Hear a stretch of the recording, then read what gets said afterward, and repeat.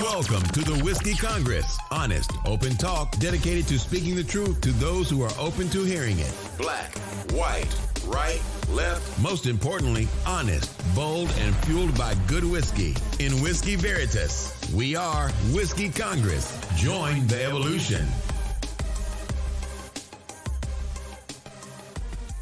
Whiskey Congress is back in session. Steven and I are together in the Cleveland studio. A little bit later than normal, but we're on the air. We've got to do a bit of a discussion of the last show first. But first of all, how are you, man? I'm good. Long week. Rough weekend, so we'll just ignore it and keep it moving. All right. Way to get us off to a great start. So last week we talked about, we recorded on Wednesday of last week, Wednesday before Thanksgiving, and we talked about the incident that occurred on the Rainbow Bridge outside of Niagara Falls, New York. And the one, I'm actually kind of happy because we said the whole time, like, we are going off of unconfirmed news. We said we really didn't know, but we were basing it on what we had heard. So we qualified all of our comments.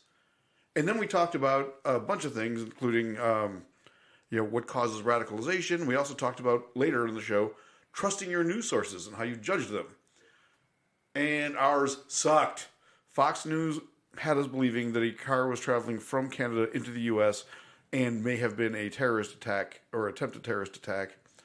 Turns out it was a husband and wife going from the United States into Canada and crashing a Bentley that burst into flames, and we don't really know exactly what went on with them. But I did actually think that our conversation about, radicalization and legitimate terrorist threats from both borders was a valid discussion. So we had an excuse to have that discussion, and we did. Yeah, I mean, I think you are probably putting a little too much on that whole thing. I mean, look, the news broke. We got it via Twitter, X, whatever. Fox News was the first one to put the story out. They put it out that there were bomb materials in the car. Two Middle Eastern people coming over from the border. They were targeting the trooper station. Like, this was the report that they put out. Now, to your point in terms of like vetting sources and everything, like, look, we're two guys doing a podcast, in our studio, which is AKA your extra bedroom, right? Like, we only have so much capacity to vet a source, right? Sure. Now, what ended up happening, and this is interesting, is that a number of other like reputable news sources picked up the story and were reporting the same thing, right? So then the question becomes, what's the accountability for Fox News for this, right? Like, who is, and the answer is none, right? But like, there should be an inquiry as to where did you get the information that there were, bomb making material, or there were bomb materials in the car, that it was two Middle Eastern, people, headed targeting the trooper station or whatever. Like, like, they should be held accountable for putting that bullshit out there, right?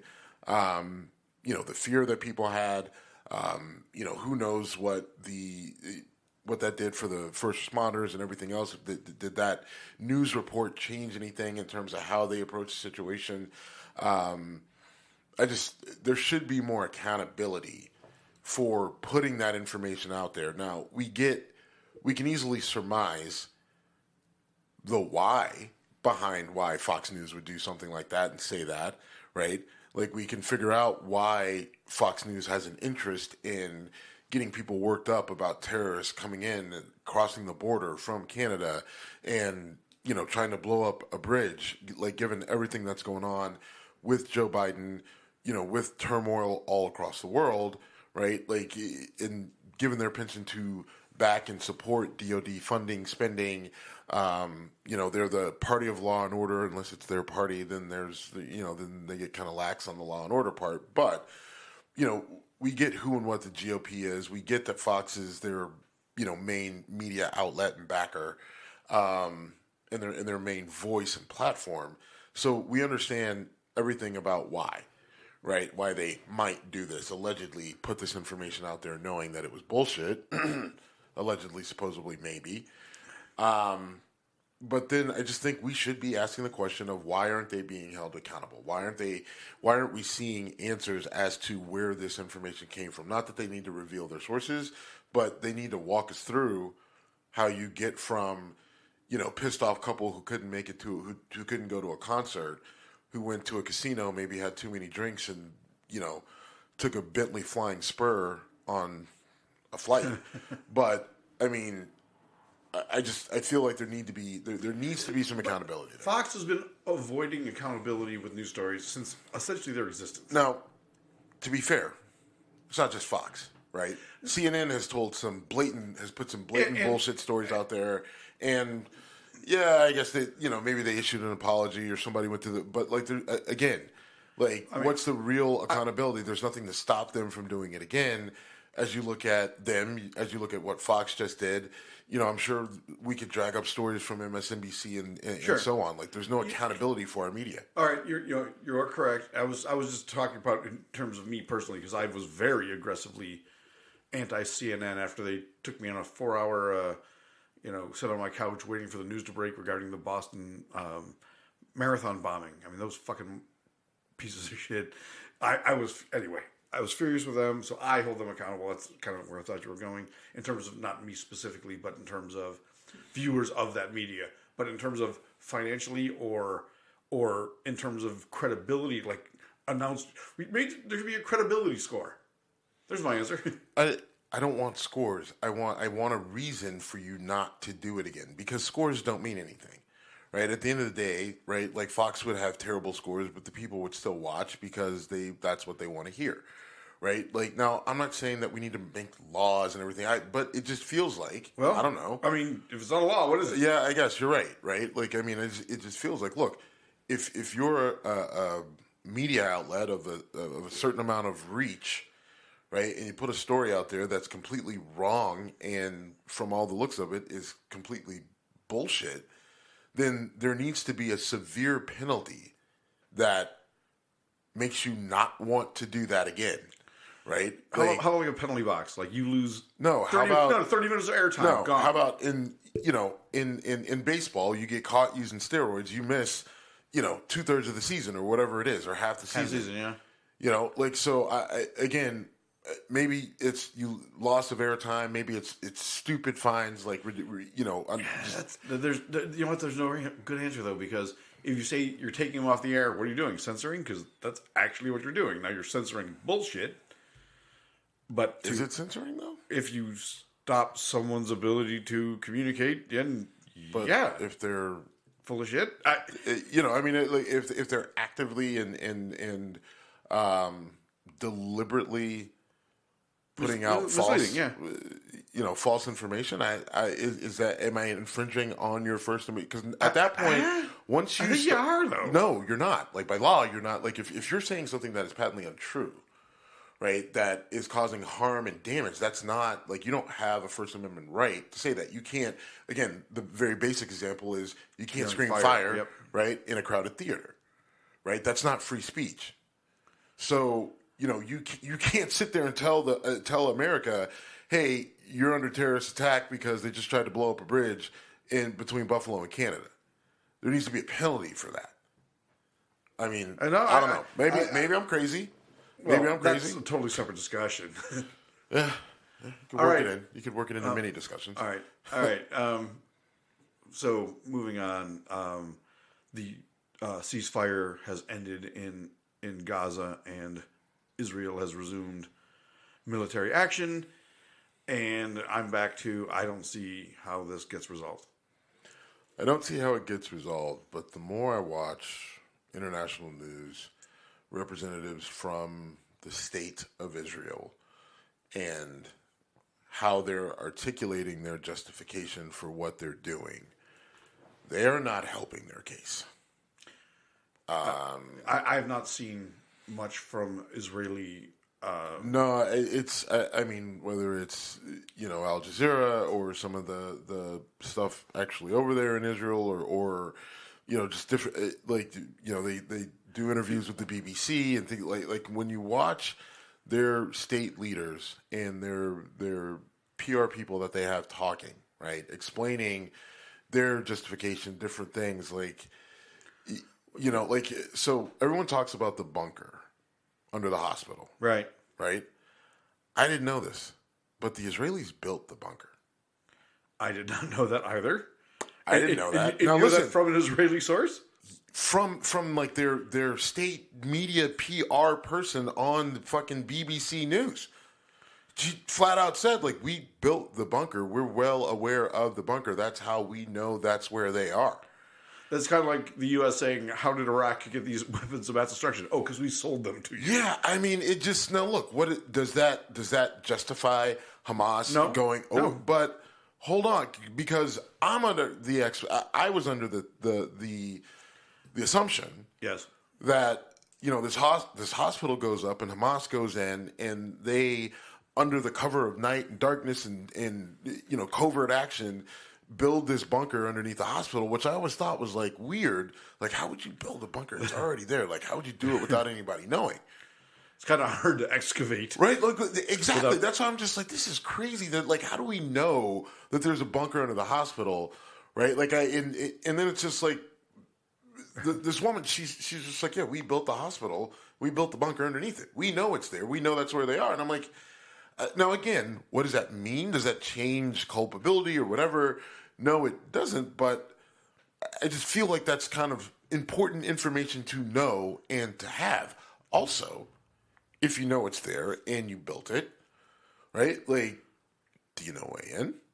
Is there a way to go in and get into this bunker? And yeah, I know it's a crazy. But here's the thing: as opposed to just shooting Hellfire missiles at a fucking hospital because they're underneath it, like, is there a better way to do this? Not to say, and maybe they tried and it didn't work out, or it was booby trapped, or whatever. But again, if you did and it failed, then maybe tell us. And maybe that, and then you can get people, like, I don't know if you can ever get somebody behind firing a missile from a drone at a hospital, but if you lead with, look, we know all about the bunker, we know they're there, the Israelis built it, we tried to get in there, it was booby trapped, it was well defended, it wasn't a course of action, so with that, boom, we sent a drone missile in. Right? Like, you're not going to win everybody's hearts and minds, and it's a war, and you don't care about hearts and minds, but maybe there's a few more people that are like, well, okay. Right? But I don't know. I'm just throwing it out there. What you're making me wonder is, if they built the bunker, how much of the tunnel... Because, kind of to your point, in my mind, the tunnel system is what Willem Dafoe is crawling through in Platoon, right? It's like this hand-dug out, whatever... And I didn't think of that. I thought it was actually more modern than that. But I viewed that as something that Hamas did without the Israeli government's knowledge. But if they built a bunker, maybe they built a path to the bunker? I don't know. But it's making me rethink a lot of things. Again, I just, there's... The more they talk... You're good at sniffing out people... whitewashing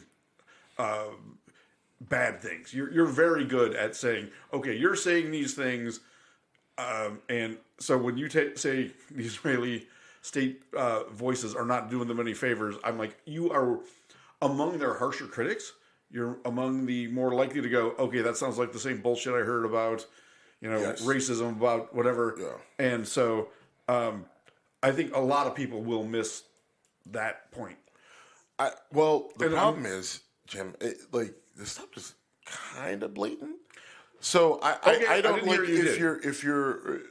if you're not paying attention, then yes, you're right. If you're only going by, and to your point, a lot of people will miss it because they're only going to go by what they see on Twitter, X, whatever.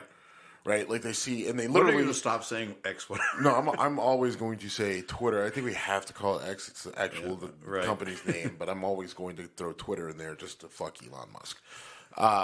Even though it impacts him none. On the off chance that he ever... him. On the off chance, but you do know, on the off chance, if he ever came across our show and he heard it, and he heard my explanation, it would literally dig in his ass. We may lose our account if he did, because he's that petty. And we'll talk about that later. But what I'm saying is that I don't like the Israelis aren't trying to hide it, and I think that they feel justified in everything that they're saying. The problem is that as they talk more and they tell you what they know or what they've done, and how they did it, and even sometimes their justification for it, like it makes it, some of the things and some of their actions, it's hard to sit there and justify, right? Because people are just saying the Israelis were attacked. They're the only, non-Muslim country in the region, and so they have to do whatever they have to do to survive, right? And just give them a blanket, everything's okay, right? Like, do what you got to do, and it's fine. And I'm just like, all right, but there's still innocent people being killed here. And so I can't just sit there and say, do what you got to do, right? If you can minimize, right, those casualties, if you can minimize those collateral damage, then you have an obligation to do that. And what I'm hearing is that those opportunities they seem to be there. They seem to be readily available, and at least, and again, we don't know all the strategy and we don't know everything that goes into it, but it seems like 15,000 people over in Gaza didn't have to die. It seemed, now, maybe you only cut that number in half. Maybe you don't even cut it in half. Maybe you only cut off a third, whatever. But it seems like There's a lot of fucking people There's dying. a lot of fucking people, and it seems like you've got options to minimize this, but you're choosing to use the most brute force methodology because you're trying to prove a point, because you view all of these people as subhuman, right? Like, I try to make the distinction between Hamas and Palestinians, but I don't know if the Israelis are doing that. I feel like they're not doing that. They're saying if you're Palestinian, then you're part of Hamas because they're your government. They were entity. voted in, yeah. They were voted in, and we view you all the same as a threat to us. And just because you're children now doesn't mean you won't grow to be what that man is over there that we just had to kill. So everybody's got to go, right? And we'll say what we need to say, kind of, in the media, but at the same time, we feel you are an in-game threat that we have to eliminate from the face of the earth, and that's what they're going to do, right? And they're going to kind of try to baby talk it or sweet talk it or whatever, but at the end of the day, I think we're going to get to a point, I don't know when it comes, right, in the next year, where Bibi ends up just saying, like, fuck it, our goal is to wipe them all out. I feel like that... Which, if you put it in historical context, is... Not good. Not good, yes. And should be look, readily now, aware to Israelis. I hope I'm wrong. I hope I'm reading it wrong. Someone can say, nope, you got it all wrong. Here, this is why. I'd be more than willing to listen to it and open to it, but I don't know. Well, it's just really fucking ugly no matter how you view it. There's no positive here. I mean, look, the pause is because they were exchanging, hostages and prisoners and everything else. And let's talk about that for a second, because they were hostages and prisoners, but some of those prisoners sounded a lot like hostages. Like, they were political dissidents and young people and women. I mean, it wasn't like... That was another instance, right, where you had an Israeli talking about the people that were being released and, like, going through the list of crimes, air quotes, being done. And it's just like, oh, you arrested them because they spoke out against you, and right, you're adding that they threw a rock at, it's just again. Yeah, that stuck with me, and it just popped in my head. I want to say it out loud because I'm watching I was actually watching Fox News, and they were showing the exchanging prisoners for hostages, and I'm like, and that's different because right. Like they're not releasing murderers for all right, moving on. But so I again, my position on it hasn't changed. I don't know what the resolution is. There's no happy ending. Everyone continues to say the answer is a two-state solution, and it's like we've been saying that for the last 60 years. They've tried it a couple times and it didn't go well. Here we are. So all right. We've talked about our favorite Congressman George Santos multiple times. He has now been expelled from Congress. Thank God, because if that doesn't get you kicked out, I don't know what does. I don't know where this clown car show ends, because he's threatening to spew all the dirt and all the blah blah blah. Well, he did. He released some stuff on Twitter, and You mean on X? Or no, Twitter, X, whatever. He released some stuff, and he felt like they were bombshells, and he outed another congressperson, and accused someone of doing the same thing that he was doing, and then he threw a couple things out there that weren't literally were not a big deal. So I don't know what actual dirt he has. He also has zero credibility. There's that. Right? Like, if there's anyone with no credibility where it's just like, look, it feels like everything that comes out of your mouth is a lie, right? Because every single thing with this guy, you literally have to ask it. Like, we don't know what his actual real name is, okay? Just to be clear. Because there's George Santos, there's Anthony DeVolder, there's whatever his dress up lady name, or what I don't know if he's technically trans or a cross-dresser or whatever RuPaul did. drag whatever his drag name was. But this guy's got multiple names, and so, like, if you gotta start with what's your actual name, right? Am I even going to take the time to listen to whatever, hot, juicy details or whatever breaking story he's going to put out there?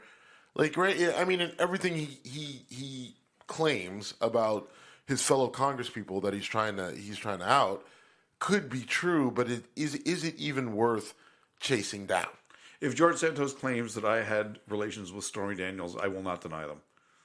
I don't know why I went there. The look of disappointment on Steve's face made that all worthwhile. You're good, very, very good point. Like, you're right. He could go out there and say Chuck Schumer and Nancy Pelosi have a love child and whatever, and be like, dude, you've lied about everything. And not only did you lie about everything, you lied about the most nonsensical, irrelevant bullshit. I played volleyball for some small school. Because you literally so with anything that he throws out there, right? If I'm a reporter, I would think, all right, let me look at this. But, like, I got to dig so deep that I can basically say that I got this story from someone else, because, like, he's so fucking toxic with his bullshit that you can't even have his name in the report, because then as soon as you do, right? If you're a punchline as soon as you right, do. if you put a story out that, according to George Santos, right? Or quoted George Santos, whatever George Santos stated, maybe you use one of his other names and people won't notice, and you get away with it. But you can't. So you have to dig down into the story, and then you find some low level person, and then you ask them, like, hey, tell me about Congressman so and so. What do you know? Have you heard anything about X? Right? And then they go through and they tell you, and then you can say, oh, yeah, I got a tip from this random guy at a diner, or however you got to do it. But you can't start or finish or have anywhere in the middle Jorge Santos as a source. And let's wrap up. He's been expelled. He's the 6th member of Congress ever to be expelled. Do you know the other 2 post-Civil War? Because there was a whole bunch prior to the Civil War. I know one. War. One's your boy, Jimmy Trafficant. That one hurts. I'm sorry, but that one hurts. I know. I've had so many conversations with you and other Youngstown people where they're like, yeah, we know, but we love the guy. And to be fair, Jimmy went out like George, although Jimmy went out. Did he crush himself on a tractor or something? Well, no, I was saying when he went out from Congress.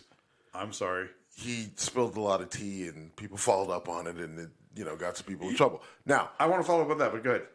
He did, and yes, he did ended up getting crushed by a tractor. Although there are some questions that was not self-inflicted. It is relatively hard to run yourself over with a tractor, and there's some suspicious things about his death. But I don't know. So anyway, Jimmy Trafficant is one. That is correct. Do you know the other? I think it was someone in the Reagan era, but I don't remember. Go ahead. Do you want to take it just Do you want to take a guess? Expelled from Congress After the Civil War. after the Civil War. I will tell you that it was after World War II. All right. Was it? It wasn't McCarthy, was it? No. All right.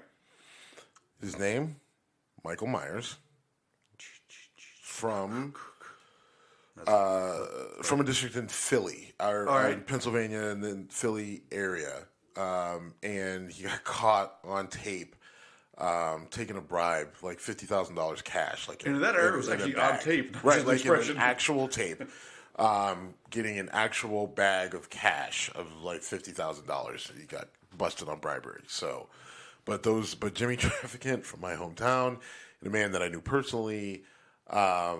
Did he write a letter of endorsement for you? To get into West Point, yeah. He did. That's a fact. You were talking earlier about what you want this guy's name. Now, look, I will say this. Trafficant, if you're not from Youngstown, you're like, this guy's a fucking psycho, whatever. To be fair. He did state a lot of things that basically pissed off the Clinton administration that were true and said, like, here's the reality. He would not have drawn the fire he did had he not been outspoken about truthful things. He also did a lot of shit that could cause trouble. Go on. And he had a unique look. He did indeed. The jean jacket with the sleeves cut off? No, it was the jean jacket and leisure suit And pants, the hair or a full leisure suit with a butterfly collar.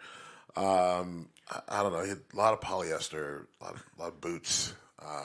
I don't know. Anyway, he's yes. a good guy. So he was a good guy. He was good to us. I don't know. He had his flaws. He did. In his defense, he did care about his district and do what he could for it. Yep. And when he got, in his opinion, and I think a justifiable opinion, screwed out of a huge federal project, he started saying, "You said one thing, you did another." Double fingers out the window. Yep. And as we talked about on the show, when you do the double fingers out the window, you draw attention to those who don't like you. Yes. Yes, that did happen. So, George Santos, I will also say that I've got no issue with punning Bob Menendez either. I'm disappointed they haven't already. And it's hard to say, like, they've both been indicted. But neither convicted. Which was my stance on. Now, I said due process, and I think if you've got an ethics committee investigation that's been completed with a report, I will say in Congress that is your due process, right? Like if the ethics committee comes back, does an investigation, and because at the time when we talked about it, that ethics committee investigation was not complete, there was no report. And it's like you can't get them out before that. Now, with that done, and they come back, and it was, everybody is saying, this is really bad, right? Like, then I don't have a problem expelling him. It's a difference between a professional action and a criminal action, right? Like, if you say, Jim, you took a whiz on the floor of the cafeteria at work, I don't know why I went there, but, okay, is that a criminal action? I don't know. Whatever, call the cops. But am I getting fired on the spot because you are not doing your job in a way that is acceptable?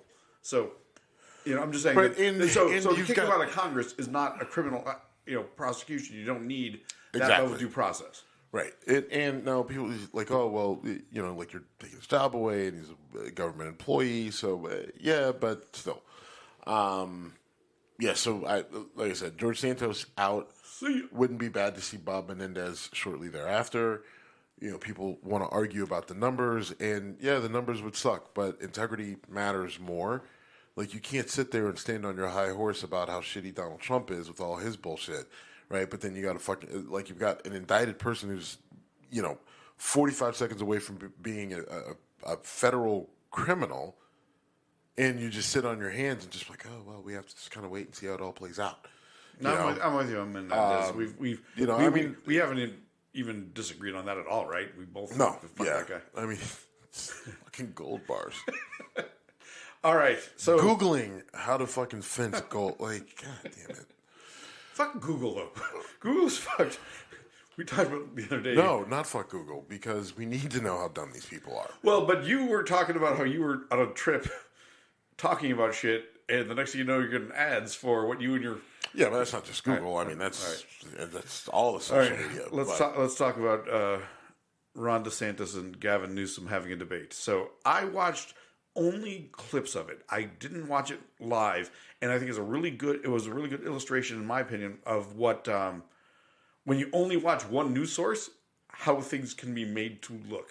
Because I watched things that made it look like Ron DeSantis was mopping the floor with Gavin Newsom, and vice versa, based on who was sending it, and I was really annoyed.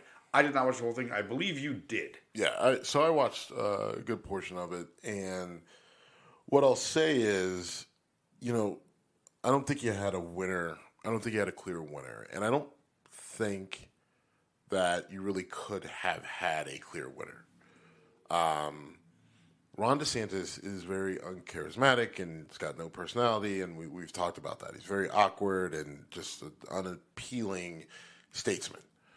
That being said, I think on some of the substantive issues, right, the issues of substance, DeSantis was better, or was at least accurate and posed questions in positions that, like, Newsom would have had trouble with if we're just going based off facts, right? But Newsom, like Trump, has the ability to, in those situations, right, with the spotlight and the sort of ability to sort of freelance, is able to just deflect. And very, like, he had a lot of, like, zingers and one-liners and all this other stuff where it got people, ooh, right? And DeSantis' reaction is terrible. Okay, like, because in DeSantis' head, he's just like, well, he didn't say anything. He didn't answer my question. And he did this weird thing with his lips, and he would look down and all this other stuff. So you're looking at DeSantis, you're like, dude, what are you, like, you're getting killed, right? And Newsom looks good, right? Tall dude. He got a little sun. He's got the, salt and pepper hair, speaks very clearly, very pointedly, knows how to, raise his voice a little bit and all, like, does all the right things, right? Puts the words together great, right? And everyone's like, ooh, but, like, kind of doesn't answer the question substantially, like, doesn't, it's like a full-ass pivot, deflection, and everything else, but he's real good at it. And so when you put those two together, like if you're, everybody on Fox's side says that DeSantis killed him, destroyed him, mopped the floor with him. Newsom couldn't answer any of the questions. Newsom lied about this. Boom, boom. Everybody on the other side, Newsom is mopping the floor with this guy. DeSantis, look how awkward he looks. He can't even respond. He doesn't know what Newsom is running circles around him. And at the end of the day, for both of them, fine, right? Like, you gave a few more people on your side, like, a little bit more confidence or belief in you. Maybe you pulled in some people who were in your political arena, right, on your political side of the tent, but maybe they weren't under your specific tent. So maybe you pulled in a few of those people or brought them a little closer to you. And I think that happened for both. I don't think either lost support, maybe gained a little support within their own, like, party affiliation, right? Like, a little bit, but that was about it. I view this as a situation where it was two guys with nothing to lose. Yeah. If you're DeSantis, the Republican debates have been such a shit show, and I'm not even trying to be political or partisan here. When you have 7 people on stage fighting for microphone time, fighting for a chance to be heard, it turns into a screaming match, which it absolutely did turn into, and it's useless. A debate literally should be 2 or 3 people at the most. And so you get this wasn't a debate, though, right? Like, that's not really what this is about. This wasn't about debating issues and figuring stuff out. Like, this was for Gavin Newsom. This was, look, I want to get my face out there. I want to get my brand out there for 2 reasons. One, something happens to Joe Biden before the election, they need somebody to step in, right? We know Kamala Harris doesn't have the chops. Maybe she does, maybe she doesn't. But in his head, that's what he's saying. So he wants to make sure that, everybody knows who he is so they jump in behind him and support him if something were to happen to Biden. Now, Biden will probably be fine, right? Make it through the election, whether that's good or bad, whatever it is, what it is. For him, it's good, ideally.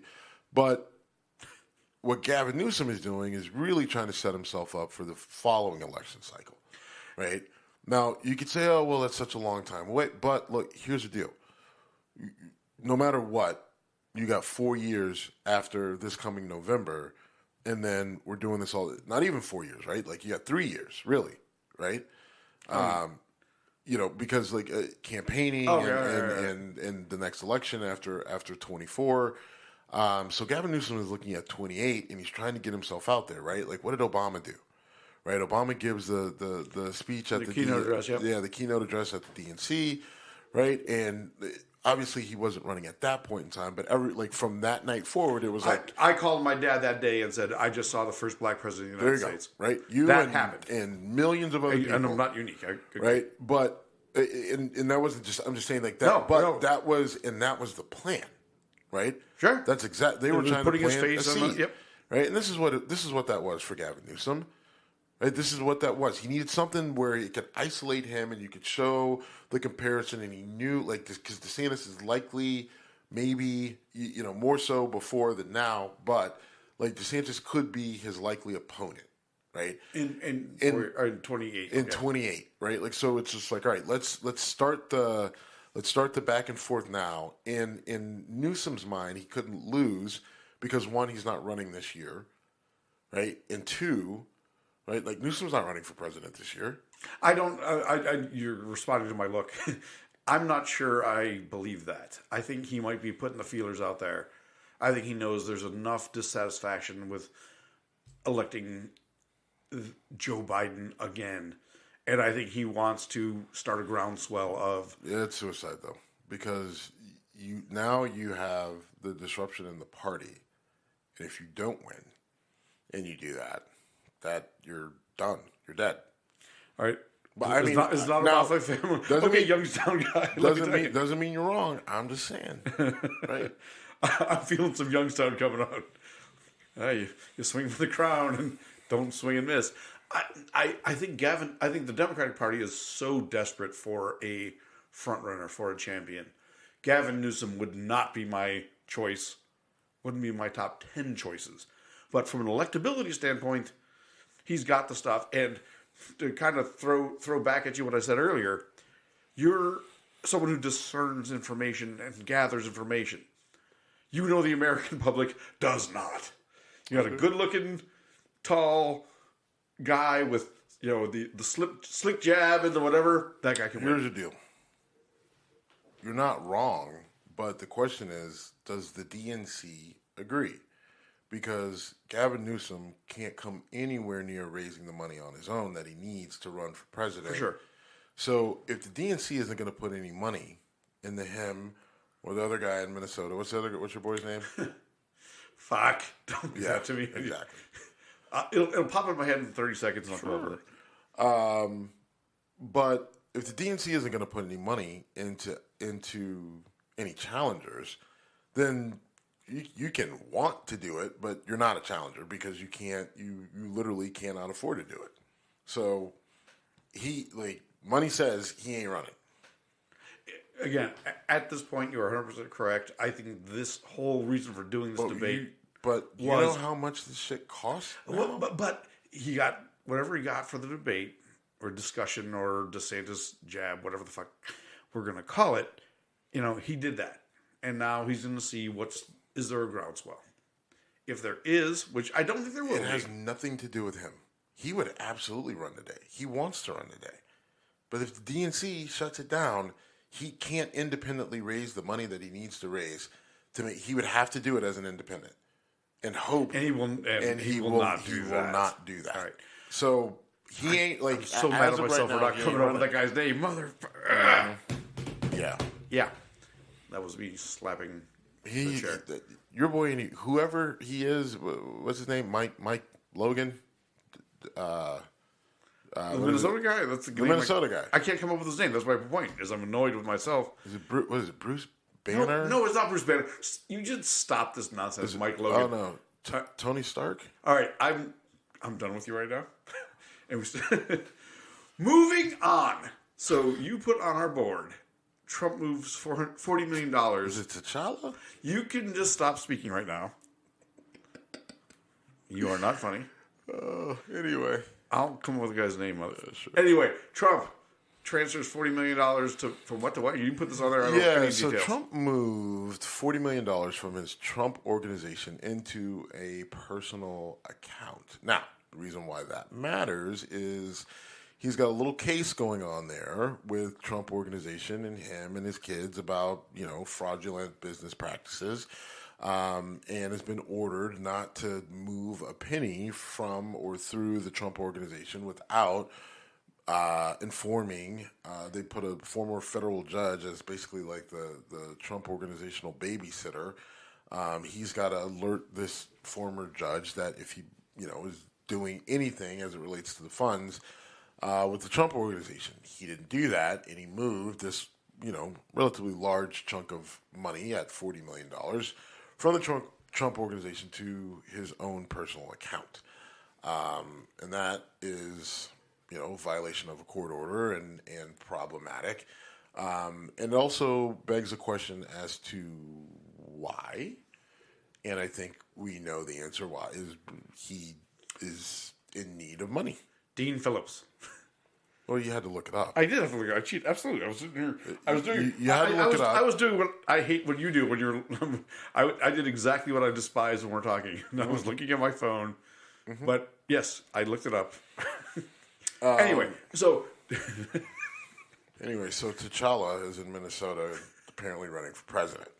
As useful as he is, that's about how useful he is. Insert a comic book character. Yes, we've established the list of names, Stephen. But yeah, so I just bring that up because again, there's two parts to that. You violated a court order, and is that a desperate move because money's starting to run low, right? Like we know that they're watching your political campaigns and your PACs, probably, as close as they should have been all along, but closer now than they were before. So he's got to be careful moving money from the political campaign and the PACs and everything else. So he just decides to pull $40 million out of the Trump organization, put it in a personal account, and sort of, beg for forgiveness after the fact. So again, we just saw someone gets expelled from Congress for misuse of campaign funds. Now, obviously, different circumstances. Yeah, this is way different though, because this isn't actually doing anything with the campaign, right? Like again, you got a court order that says don't move money from A to B, and he was like, "Fuck you, I'm moving money from A to B."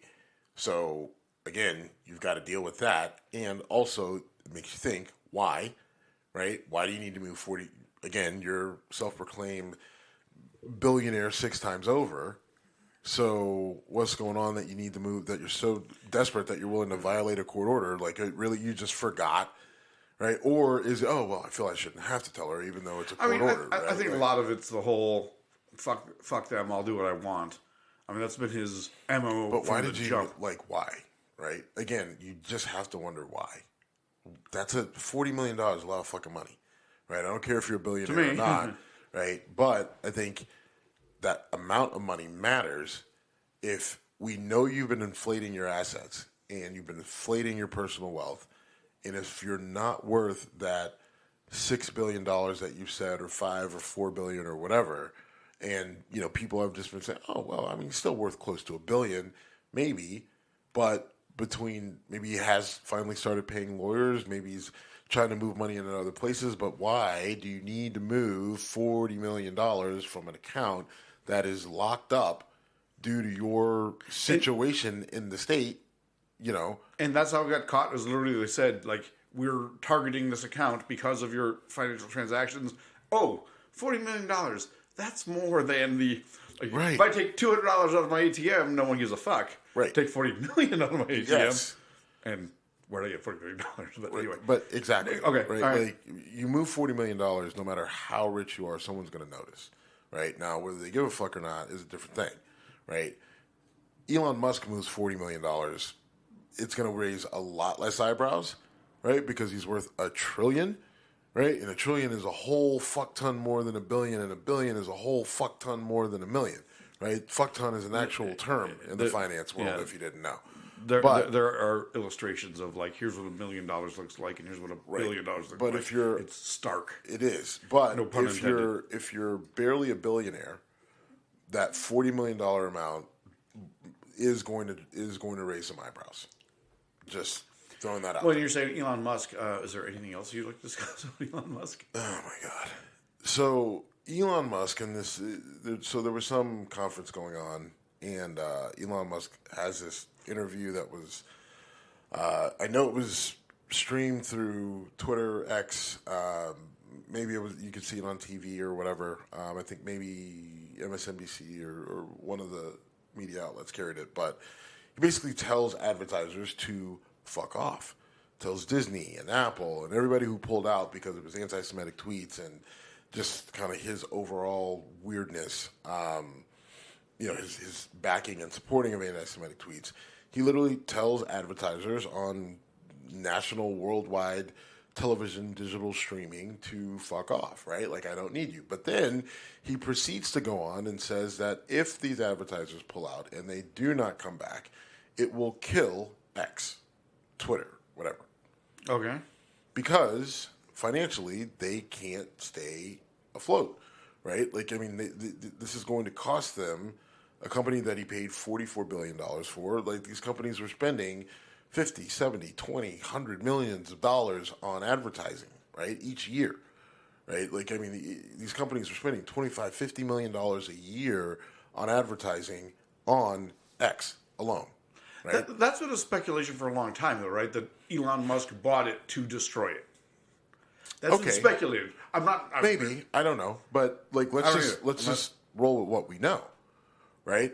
We know that he sits there and likes, supports, retweets, whatever, a tweet or X or Zeet that has been considered to be anti-Semitic. The advertisers are like, oh, we don't like this, and we don't like some of our ads showing up in these sketchy tweets with all these different very negative things. So we're out. And then he says, fuck you, I don't care. But then he says, if you go out, right, and you leave, the ground, right, be trying to blackmail me and censor all us sane people out here, then you're going to kill the platform, right? And that to me, that sounds like he wants it to crash, but wants to be able to blame someone else. Right. That's how it feels to me. The question is why? Why buy it to destroy it? So he was on Rogan's podcast a couple weeks ago. Because I don't buy that. I don't buy that one bit. I think for his master plan, he needs X. He wants X. He has to have it. The word master plan is the term master plan is pretty scary. You've called him Cobra Commander in the past. So think about what he wants to do, right? Just think about what he wants to do. You start with the cars. You've got these really cool cars. They're driven by batteries, but they're also driven mostly by computers, right? To the point where they literally can get you from point A to B, and you don't have to touch steering wheel, gas, or brake. Now, because of that, right, how do they get around, right? Based off coordinates that are put in the computer, right? Well, what's to stop Tesla from saying, right, like, all right, I want to go from point A to point B. But when I pass it going this way, or when I get there going this way, I pass something that maybe somebody doesn't want me to see. So Tesla diverts you, and the car ends up taking you a different way around this thing, and you never see it, whatever that thing may be, right? Like, so they can control how you get around, how you get from place to place. They also have insurance where if you drive your Tesla after a certain time, like at 10 o'clock, they're like, hey, that's not really safe driving. If you keep doing that, we're going to up your insurance rates, right? So it's probably a good idea. Get that car in the garage before 10 o'clock. Just saying, you can drive it, but it's going to cost you more. And then you got the people out there, oh, look how financially conscious I am. I am not going to drive late because that's not safe driving, according to Tesla. You're hitting home because my insurance got jacked. Right? I know. But then, right, so now you've got cars and control of how you go places and where you go and when you go. But what else does he have? Oh, he's got these chips that they put in monkeys' brains, and the monkeys can play video games and they can do all these sort of things, right? And eventually, like, those chips he's going to want to sell to me and you, where he literally puts a computer chip in your brain, right? So if he can control a car, he can control your brain. It's the same guy, it's the same companies, even though they've got different fucking names, right? So you've got that. Then what did he do? He buys Twitter, turns it into X, fires half the employees, and then he tells you, like, Twitter, X, whatever, is doing better than it ever has before with fewer employees. And oh, by the way, don't forget the fact that I stuck chips in monkeys' brains and they're playing video games, and I'm getting to a point where I'll be able to take a line from Tom Cruise in Tropic Thunder and say a fucking monkey can do your job. A dickless monkey, actually. Right? Nutless monkey. Nutless monkey, right? Can do your job. How dare you misquote the great Les Grossman. Right.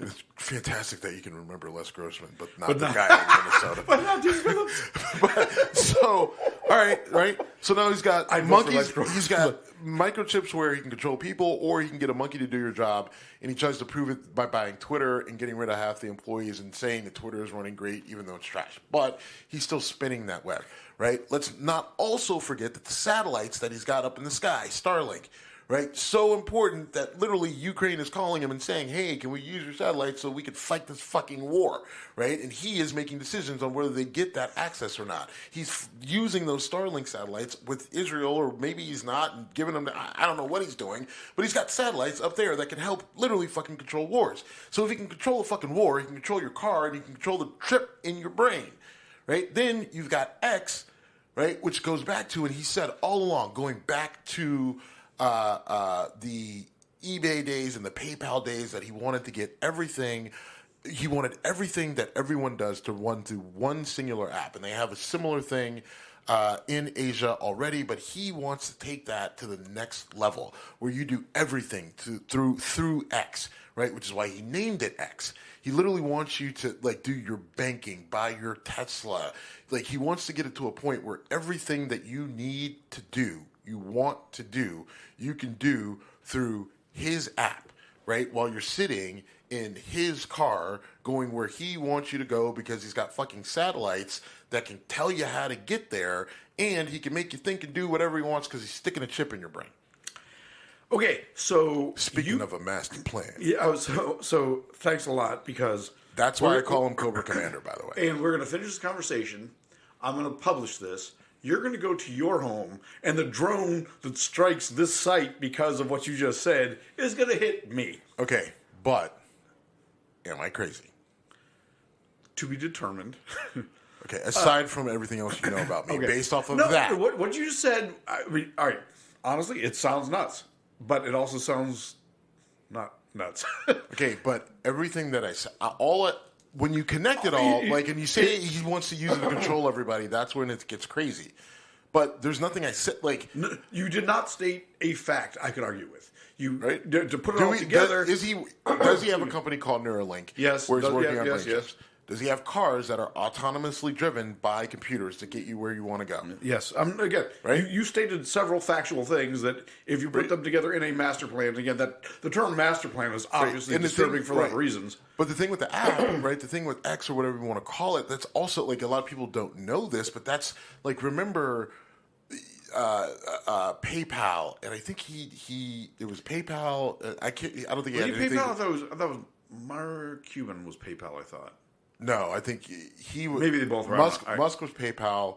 Cuban was Yahoo and something else, like radio streaming. Yep. You're right. I think I said eBay, but he wasn't. I don't think he had anything to do with eBay. Maybe he did. I don't know.